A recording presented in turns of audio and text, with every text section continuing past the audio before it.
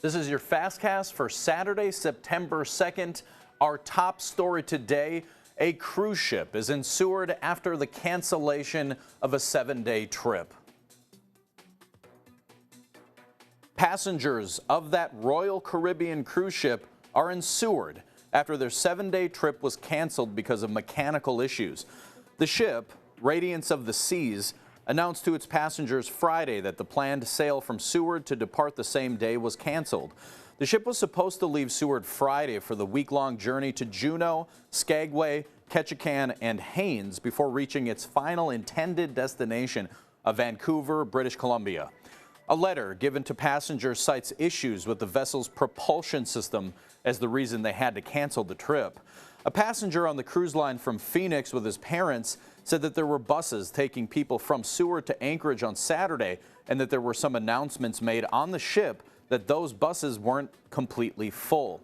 Seward's mayor says she doesn't foresee any issues with the ship being docked other than possible positive economic impacts to the area from more people in town from the ship. Staff over the phone with the Kenai Fjord Tours in Seward says there were pros and cons to having all the added tourists that day, saying their guest booking services became overwhelmed with more than twice the people interested in their services than a usual Saturday during this time of year. The passenger that talked with us who chose to stay on the Radiance of the Seas says he's about $1,500 out from the cancellation because the cruise line, he said, wouldn't reimburse him for the plane tickets to Alaska or the hotel they stayed at before getting on the ship. He did say, though, that the cruise line is offering as much as $600 per person for flights back, covering transportation to Anchorage, refunding money for the cruise tickets, and offering complimentary cruise of the same value, good for a year. On Royal Caribbean's website, the Radiance of the Seas says it has 2,466 total guest capacity, 894 international crew, with 1,071 staterooms. The passenger we've been in contact with said that all the rooms were booked when he had inquired about possibly changing rooms before the cancellation was made. The company website says the ship has 13 decks, 9 elevators, 3 bow thrusters, and is 962 feet long. Passengers can stay on the vessel until Sunday, according to the company website, and our passenger says the deadline to leave the ship is at noon. We'll be doing follow-ups to see if there's been any issues with people becoming stuck in Seward. So far, we have not confirmed any of these issues beyond the cancellation itself. Royal Caribbean Cruise Lines have not responded to inquiries about the cancellation. It's unknown if the mechanical issue will affect future sailings. Hear from that passenger we've been talking about who's stuck on the cruise Saturday night on the 10 o'clock news.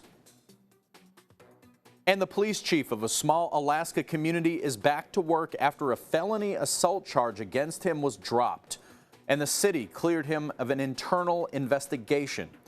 Ketchikan Police Chief Jeffrey Walls returned to work on August 22nd. A grand jury in December returned an indictment against Walls, charging him with felony assault along with 5 misdemeanors, which are 3 counts of assault and 2 counts of reckless endangerment. This stemming from an alleged incident at a local resort. The misdemeanor charges remain, and a jury is scheduled to begin on October 23rd. And music legend Jimmy Buffett has died at the age of 76. The singer-songwriter popularized beach bum soft rock with the song Margaritaville and turned that celebration into a billion-dollar empire of restaurants, resorts, and frozen concoctions.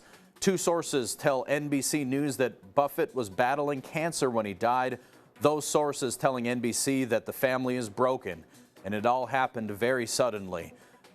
There are groups called Parrot Head Clubs scattered across the U.S., including one listed on Facebook in Fairbanks, where Buffett fans of all kinds unite across the country. We'll have more on these stories and much more at the news at 10 on Saturday night. Thanks for watching the FastCast and have an incredibly great weekend.